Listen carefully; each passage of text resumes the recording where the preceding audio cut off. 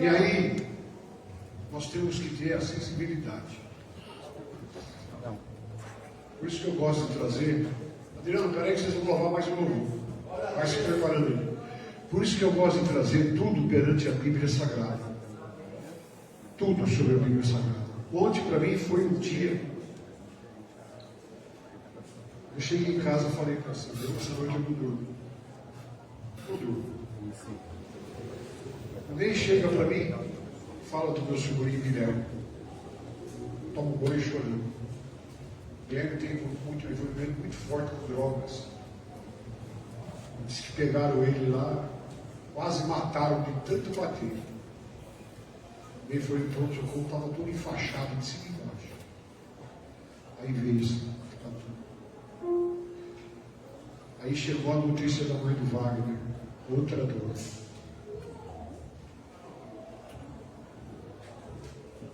A igreja precisa estar em líder nessa zona. A Kelly foi no médico ontem.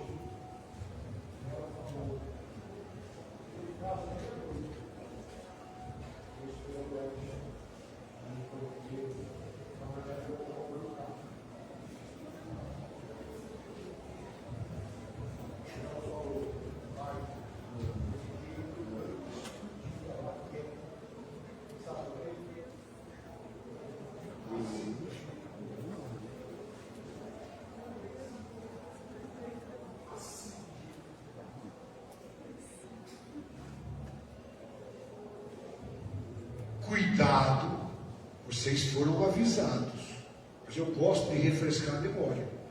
Cuidado com a repentina, o quê? Cuidado com a repentina, o quê? Vem coisa pior aí. Se prepara.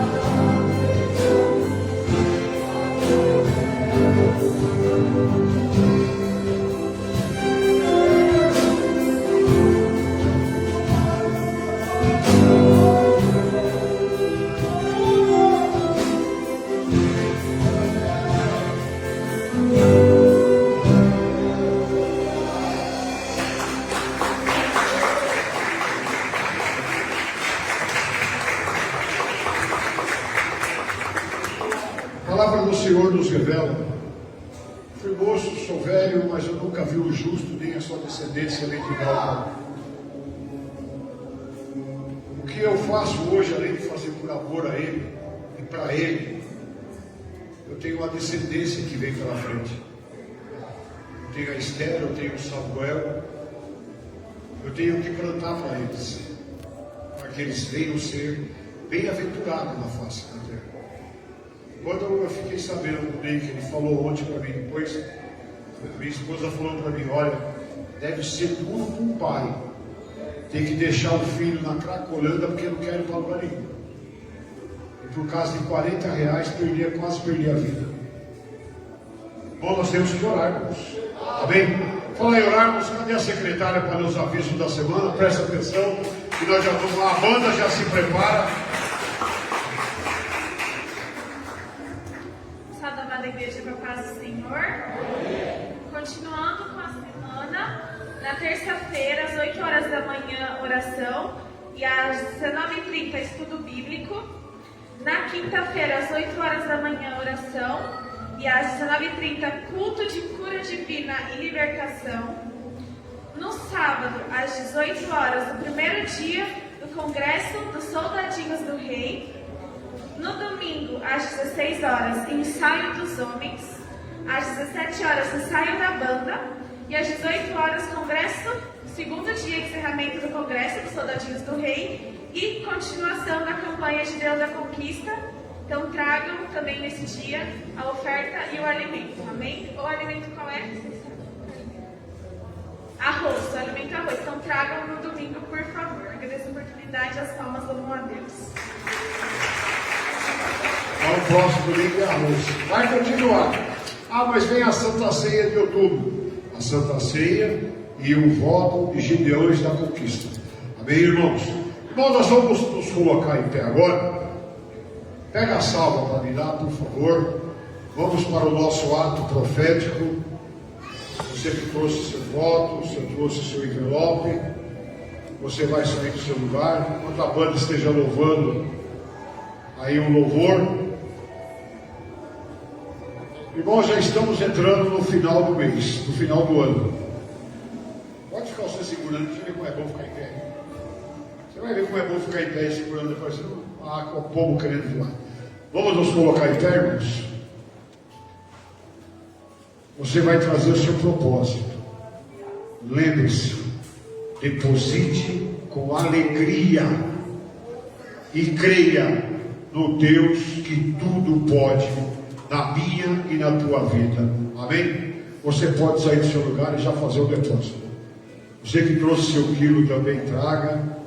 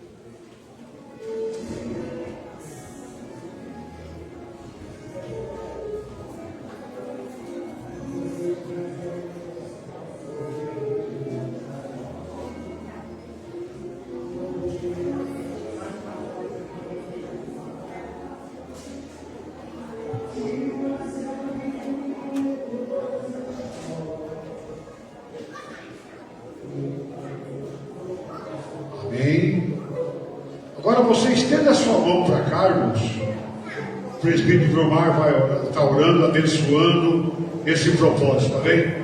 Glorioso e eterno Pai, em nome de teu Filho amado, nosso Senhor e Salvador Jesus Cristo. Cristo. Nesta hora, ó Pai, queremos te agradecer, ó Pai, pelo segundo domingo de Gideão, das conquistas, da tua vitória, ó Pai amado, desse voto promissor, Senhor, para que o Senhor venha quebrar o opróbrio, venha, Senhor amado, repreender, ó Pai, todo réprobo, ó Pai amado, caia por terra, e teu povo venha prosperar, o teu povo venha crescer financeiramente. Dai a graça, dai a vitória àqueles que estão no projeto, que não estão, mas pertencem a esse ministério. Abençoa, meu Senhor, cobre, Pai, com o teu manto e com o teu sangue carmesim, dando graça, força, saúde e vigor, em nome do Pai, do Filho e do Espírito Santo de Deus. Amém. Saudamos, irmãos, a paz do Senhor. Desejo muita graça aqui nessa noite para adorar a Jesus. Aleluia. Faça o teu culto, faça a tua adoração, manda a glória para cima, que a glória desce para baixo. Quanto mais você manda, mais você recebe, amém? Você pode aplaudir a Jesus bem forte.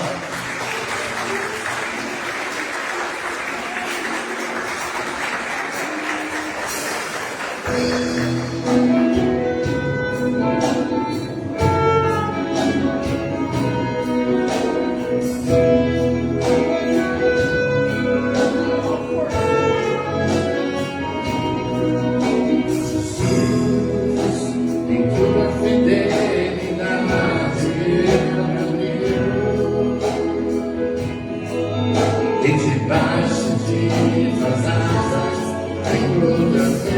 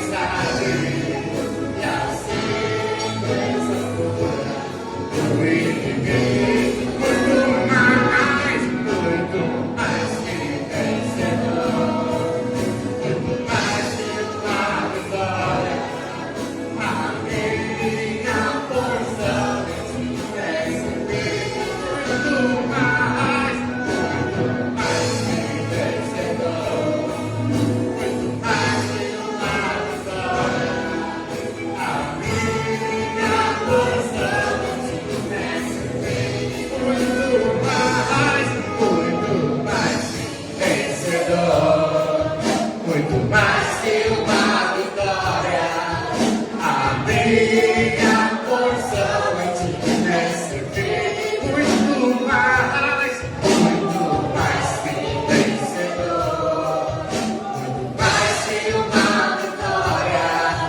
A minha porção em ti é servir. Aleluia, na tua vida de provisão. Pai, aleluia, sou mais, muito mais que vencedor.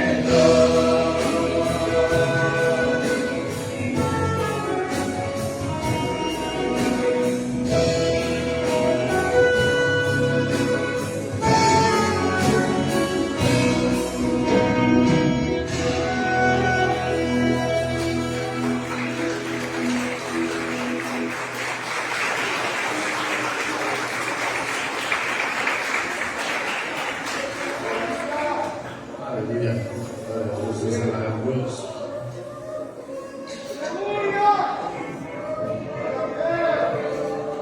Vamos celebrar a Ele, aleluia.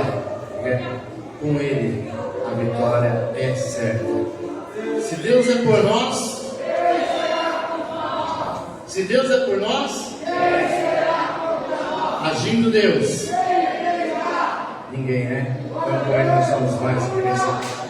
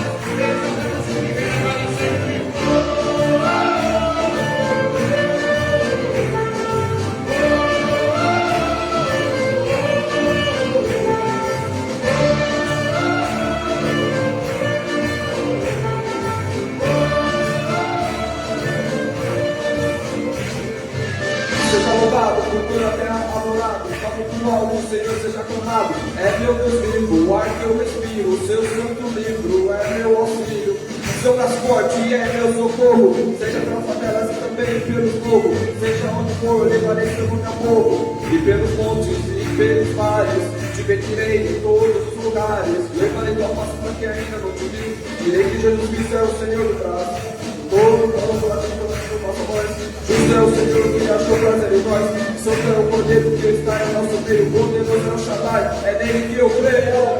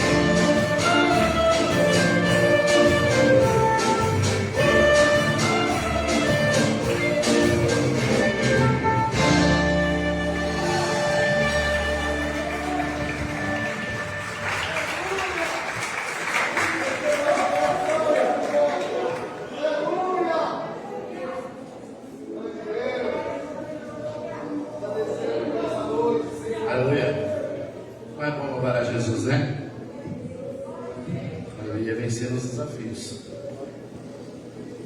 Aleluia. Quando nós entramos numa guerra, nós vamos estar preparados para lutar. Eu quero dizer para você, desembanha a espada. Aliás, pode ter certeza. O inferno ele vai lutar, mas a vitória é tua em nome de Jesus. Desembanha a tua espada, te prepares para lutar. Olha o grande desafio, vão tentar te derrubar. Neste grande desafio, o inferno armado está, mas com uma espada de fogo está o grande Deus lutar.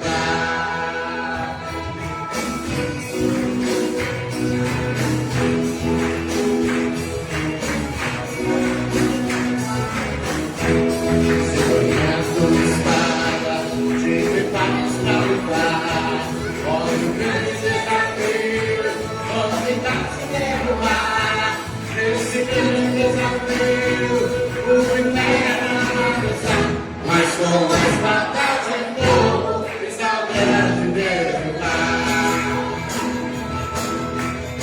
Pegue uma espada de fogo, pegue o escudo da fé, está no coração da justiça e permaneça de pé. Está na armadura e deixa brilhar. Pega a sua espada, ela precisa mudar.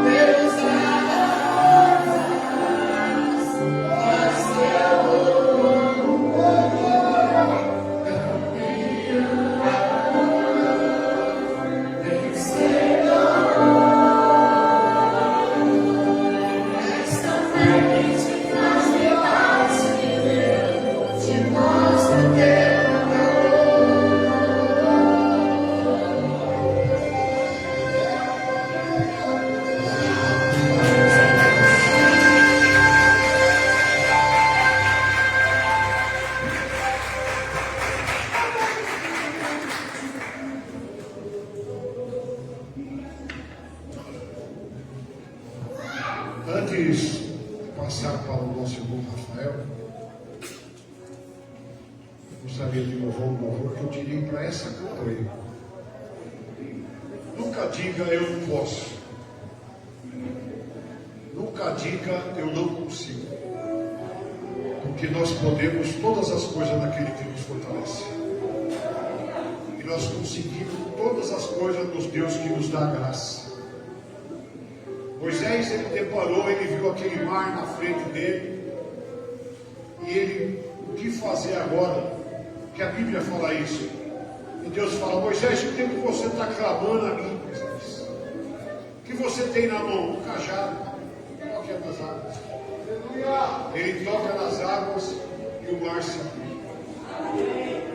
Qual é o cajado que você tem? É a oração. Ora a Deus e o mar vai se abrir na sua vida. Mas ore mesmo. Busque a Deus. E tudo vai acontecer. Se buscar em oração. Amém? Quando chegar em casa, eu vou lá com o Ricardo. Eu dou umas fotinhas e umas pezinhas rebolando do louco. Vou conversar com ele. Bem, vamos lá?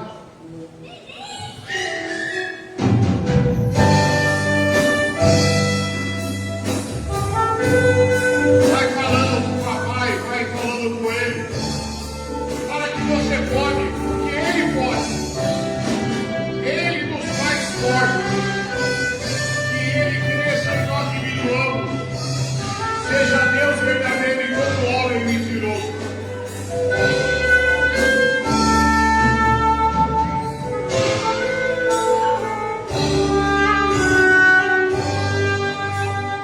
Ouvem. Se tudo está difícil, olha só. Se estás desesperado, ouve a Deus. Se o mar está na frente, ouve a Deus.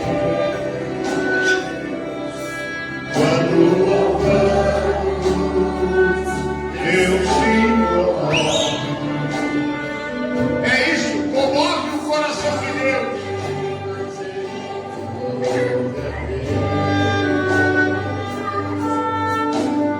tenho a esperança, louve a Deus. Se eu quero relembrar-se, meu irmão,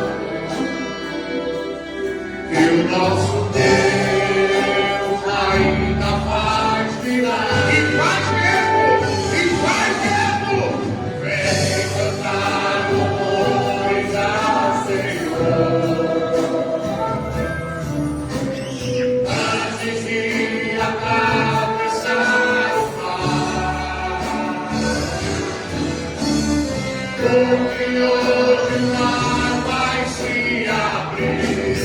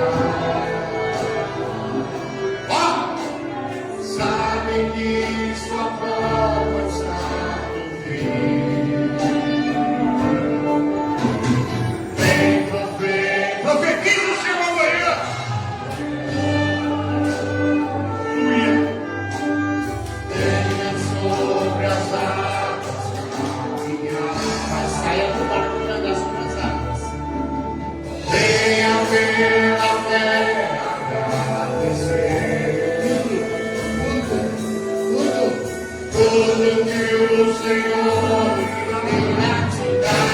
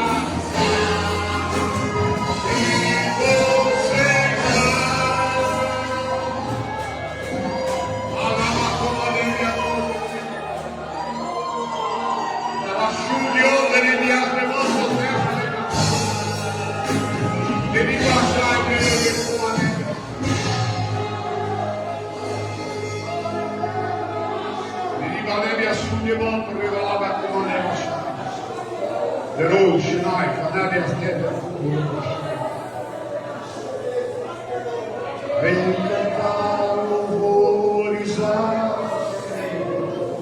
Só a capela. Antes de atravessar o mar. Olha só.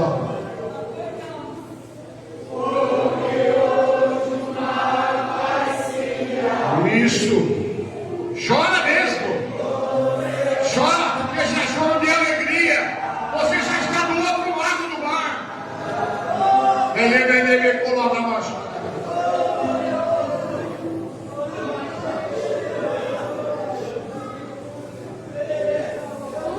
Nesse mesmo propósito, quero chamar o nosso irmão imperador Rafael aqui na frente.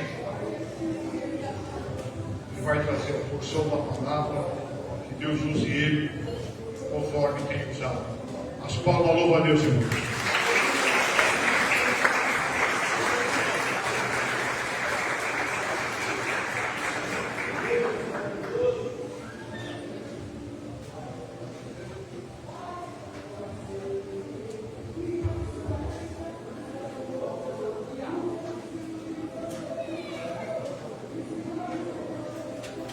Da igreja com a paz do Senhor. Amém.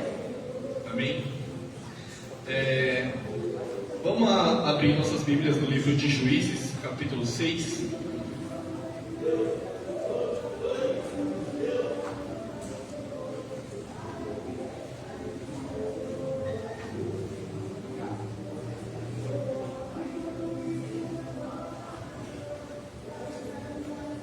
Juízes 6, versículos do 14, 15 e 16.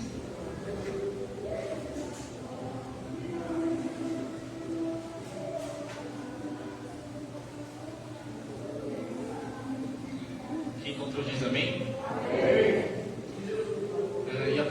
Deus diz assim: então o Senhor olhou para ele e disse: vai nessa tua força e livrarás Israel nas mãos dos midianitas. Porventura, não te enviei eu? E ele disse: ai, Senhor meu, como eu livrarei a Israel? Eis que a minha família é a mais pobre de Manassés e o menor da casa do meu pai.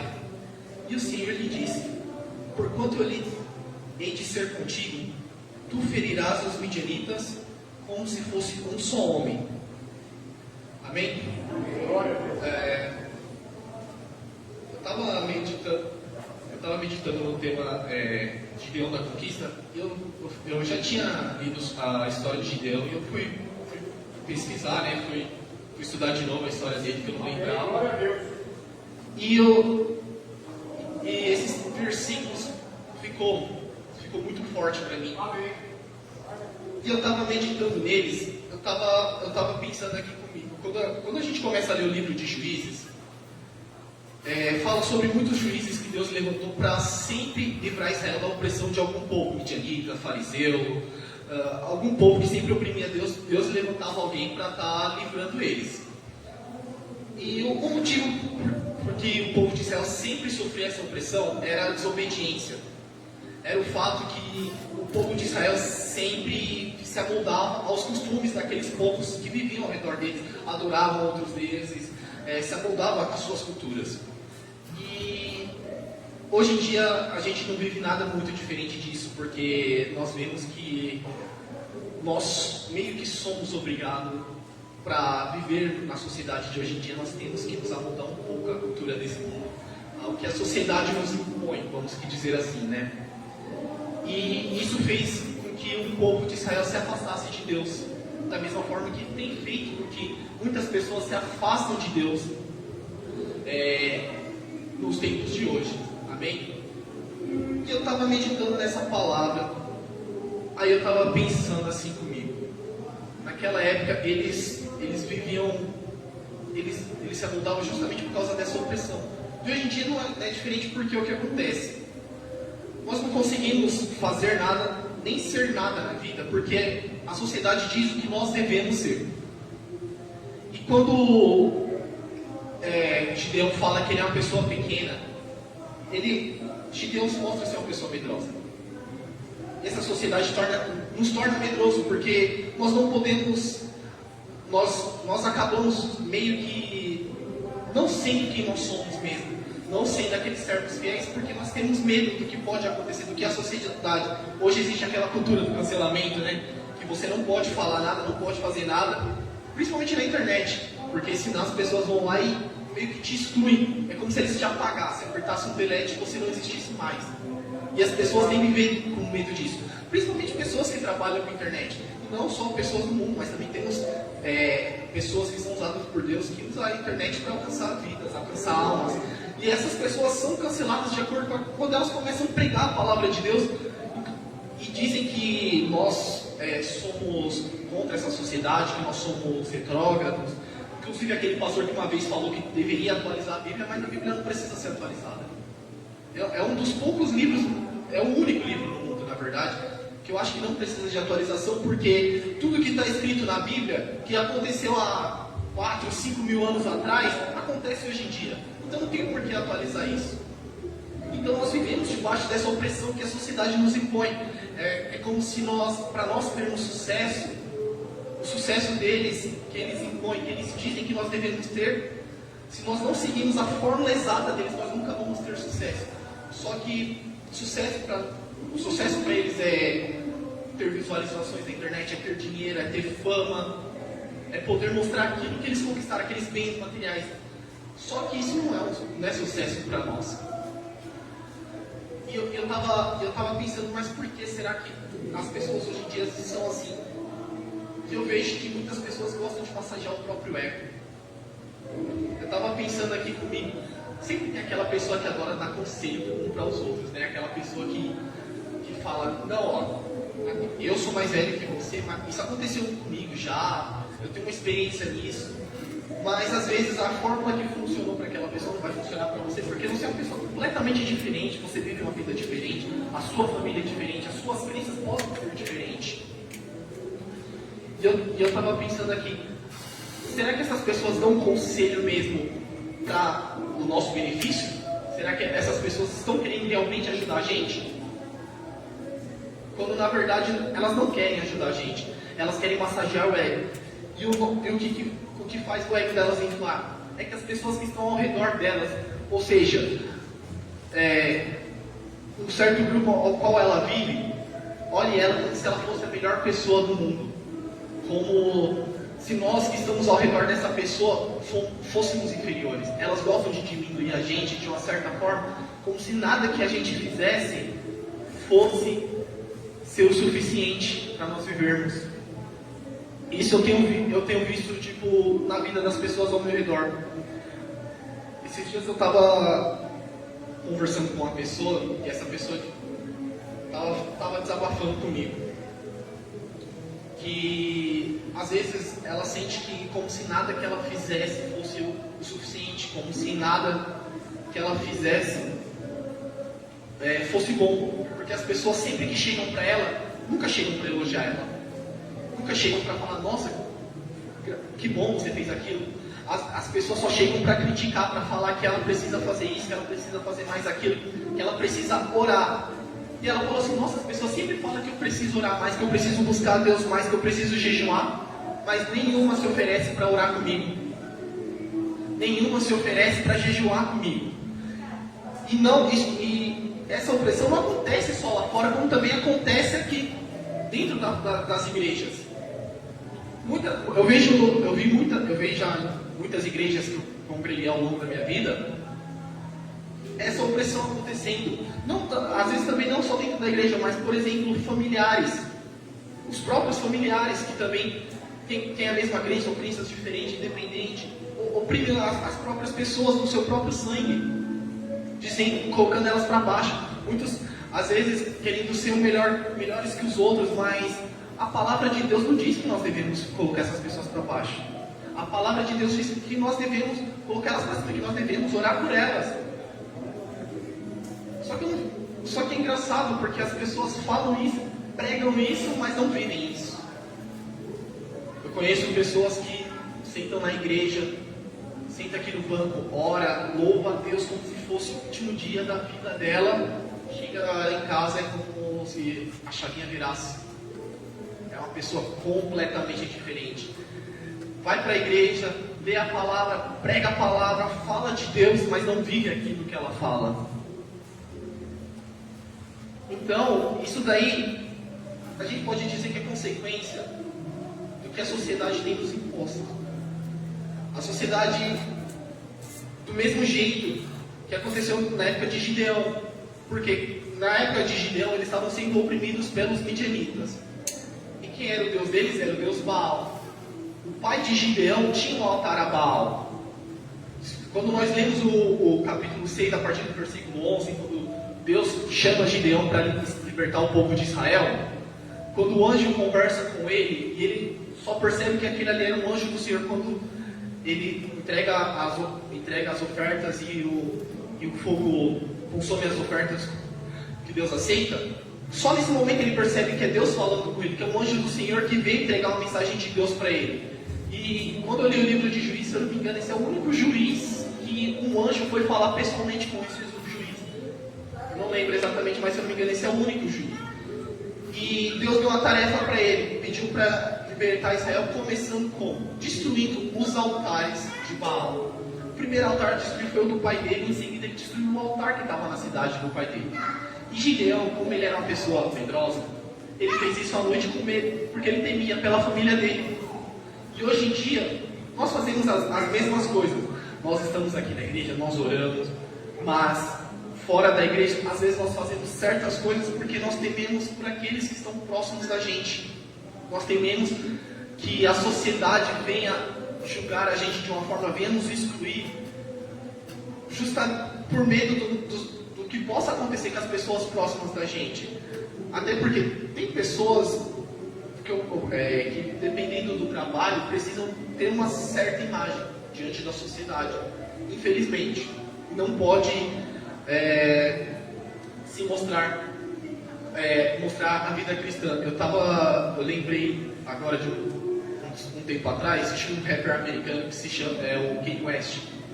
Ele se converteu ao cristianismo, ele começou a fazer vários singles gospel, só que durante os seus shows ele não podia falar de Deus, porque a gravadora proibia ele. Ele foi internado dizendo que numa clínica psiquiátrica, dizendo que ele estava ficando louco. Inclusive, recentemente ele se divorciou.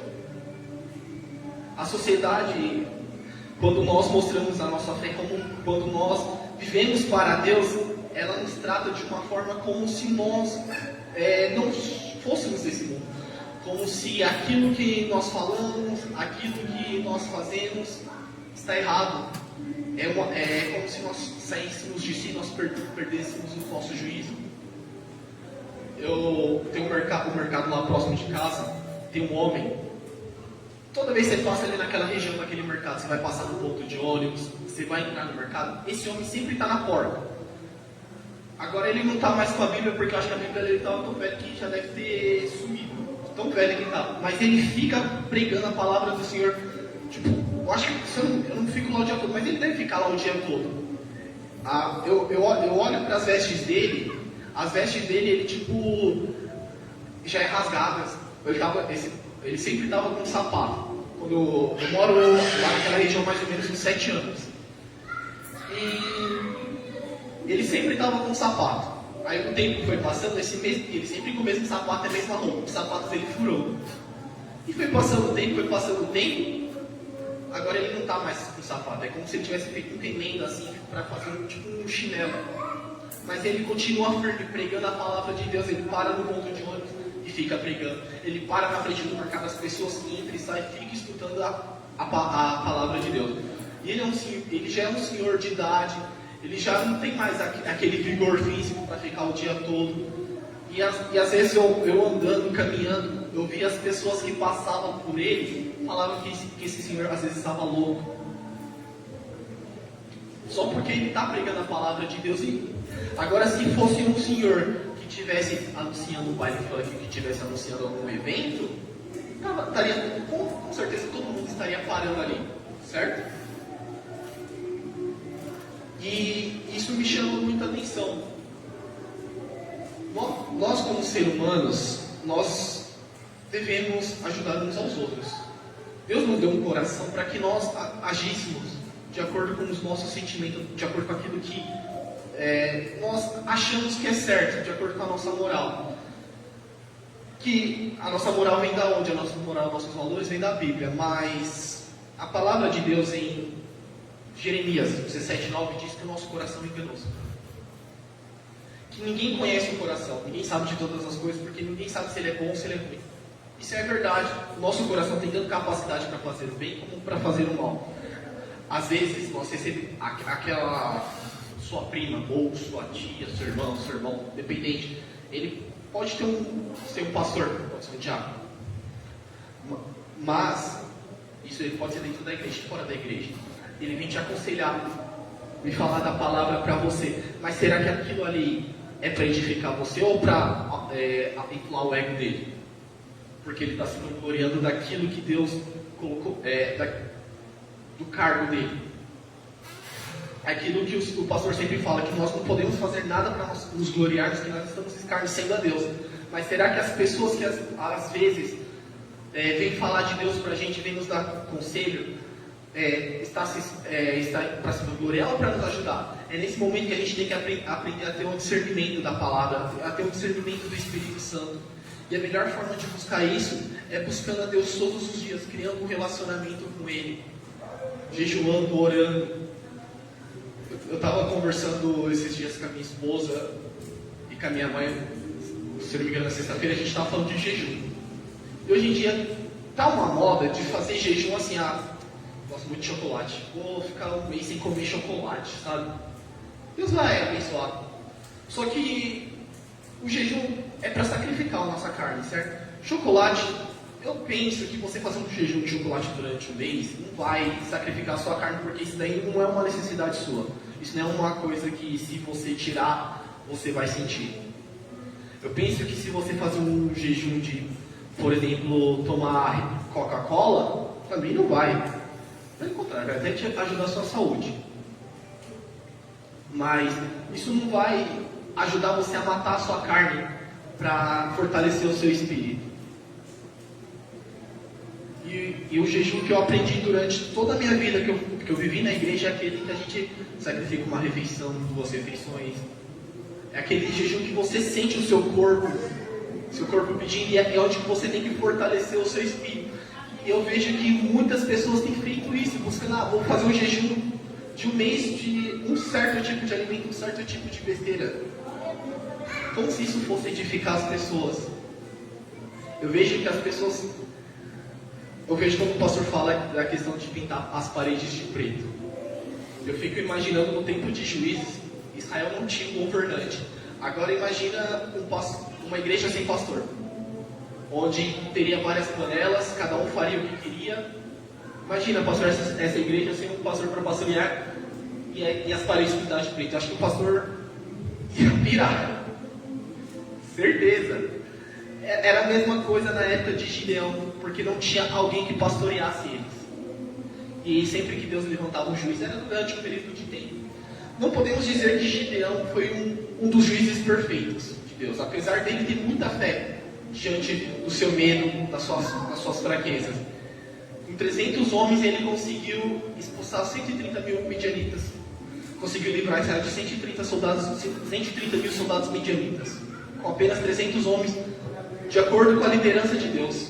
Mas durante os 40 anos de paz, depois que Gideão foi levantado por Deus, após esses 40 anos, ele caiu no pecado. Ninguém aqui está exímio de cair no pecado, independente do seu cargo, da sua relação. Nós somos humanos, nós somos carne. Por mais que você busque a Deus, você ainda está sujeito a ser tentado. O inimigo sempre vai pôr armadilhas na sua vida. O inimigo sempre vai colocar armadilhas no seu caminho. Aí você fala, eu entendo isso, eu sei disso, eu compreendo isso. Você compreende, mas e o que você faz para que você não caia nessas armadilhas? Você ora, você busca na palavra, você busca fortalecer o seu espírito para que Deus continue te dando força todos os dias, para que você não caia no mal. E quando você cai em tentação, como você faz? Você fica abatido? Ou você deixa de lado Deus e fica se lamentando, ou mergulha de vez na tentação, ou prefere se ajoelhar e buscar a Deus para que Deus perdoe seus pecados, para que Deus possa te ajudar a se levantar diante desse momento de fraqueza? Então nós temos que compreender. Eu acho que o maior exemplo dessa sociedade que nós vivemos, que oprime os pais, que nos torna temerosos diante das pessoas, é os pais. Porque hoje em dia você não pode mais... Você tem um jeito certo de educar os filhos. Você não pode mais falar certas palavras, você não pode mais corrigir o filho com a palmada, você não pode fazer mais nada. E se você faz, as pessoas te julgam de uma certa forma. Tem gente que chega até falar, ameaçar denunciar, tem pais que é denunciados. Hoje, os filhos, tem filho que tem a capacidade de falar que se você me bater, eu vou te denunciar para a polícia. O que o pastor falou sobre a questão dos filhos honrar os pais, que nós devemos dar um exemplo, devemos ensinar isso aos nossos filhos. A minha prima estava conversando comigo há umas 2 semanas, e ela falou que quando ela vai corrigir os filhos dela, o filho dela mais velho fala que se ele encostar a mão nele, ele vai chamar a polícia. Então, nós vivemos num tempo que até os filhos estão perdendo respeito pelos pais. Justamente porque nós estamos sendo contaminados por uma cultura que é contra a família. Na minha empresa, existe muitas campanhas de engajamento de pessoas como LGBTs, pessoas negras, e toda empresa tem um valor, tem um objetivo. Isso está mudando de acordo com esses engajamentos que eles estão colocando, porque agora as pessoas na empresa tomam cuidado com o que falam, justamente porque hoje na igreja, você entra na minha empresa, você vai falar com a pessoa, você não sabe se essa pessoa é um trans. Então a gente anda pisando em ovos. Eu tenho um gerente lá na minha empresa. cara é de família italiana. Meu pastor, pensa num cara bruto. Bruto. O cara tem medo. O cara tem medo de abrir a boca na empresa. E ele é uma das pessoas que mais brinca com todo mundo. Ele tem aquelas brincadeiras grossas dele. Beleza, mas ele é uma das pessoas que mais brinca com todo mundo. Hoje em dia, ele tem medo de abrir a boca dentro da empresa por medo do que possa chegar do RH e do que eles vão fazer com ele. Hoje, eu tenho certeza que hoje ele está, graças a Deus, está todo mundo trabalhando de home office, que ele não precisa ficar tomando tanto cuidado com o que vai falar. Ele está trabalhando de casa. E essa sociedade acaba interferindo não só na nossa vida pessoal, mas também no nosso trabalho, no nosso círculo de amigos e na igreja. Então nós devemos tomar muito cuidado com aquilo que nós temos vivido. Nós devemos tomar cuidado com o nosso medo. Mas no versículo 12, no capítulo 6 ainda de Juízes, diz assim: então o anjo do Senhor apareceu e lhe disse: o Senhor é contigo, homem valoroso. Quando ele fala isso para Gideão, eu penso, Gideão era um cara que tinha medo. Gideão era um cara que pensou duas vezes antes de destruir o altar de Baal, para que sua família não fosse culpada, para que não respingasse o que ele fosse fazer na sua família. Então, quando quando o Senhor fala para Gideão que ele é com Deus, nós também devemos pensar assim: independente de onde nós vivemos, independente das coisas que acontecem, das coisas que faz com que nós ficamos medrosos diante de uma sociedade, o Senhor é conosco. Independente, nós não podemos ter medo de sermos filhos de Deus, não podemos ter medo de ser servos de Deus, de falar da palavra de Deus, de falar da Bíblia para as outras pessoas, com medo do que elas vão achar, com medo do que elas vão pensar. Nós somos filhos de Deus. Deus está conosco e Ele sabe o que Ele faz. Ele sabe como vai usar a gente, Ele sabe as palavras corretas que vai colocar na nossa boca. Então, quando você estiver diante de certas situações, pensa, Deus é com você. Diante das adversidades, Deus vai estar lá com você. Deus vai estar lá com você para te levantar quando você cair. Quando você sentir medo, Deus vai estar lá para te dar coragem. Porque, como nós louvamos hoje aqui, você é campeão, você é vencedor.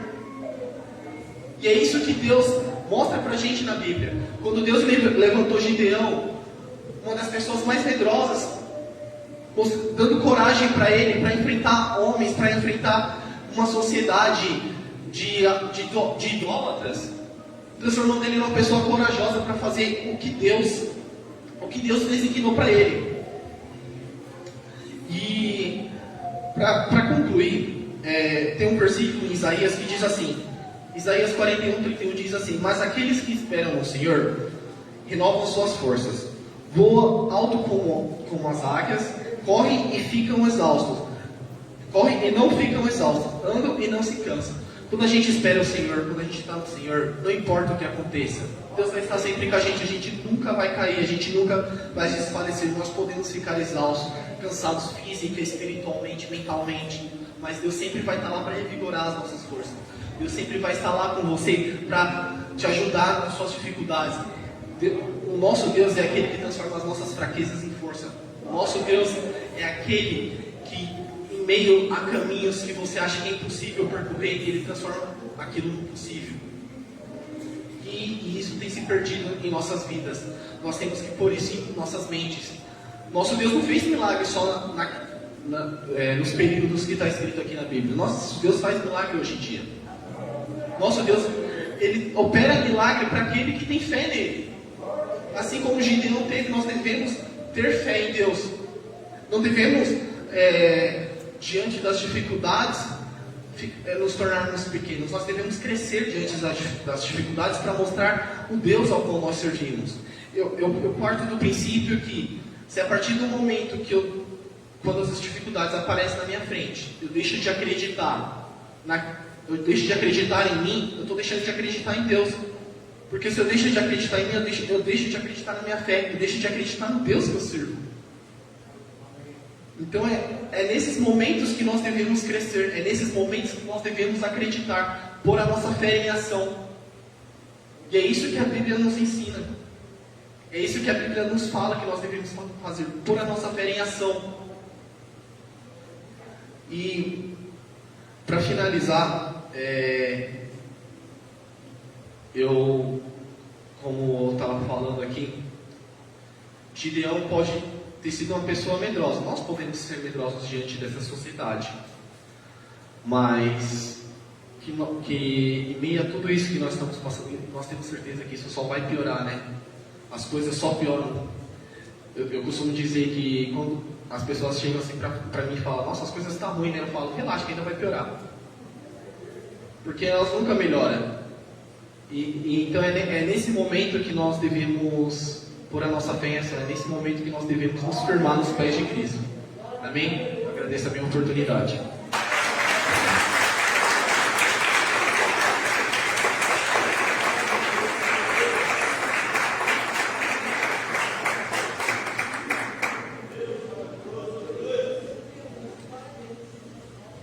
Pastor,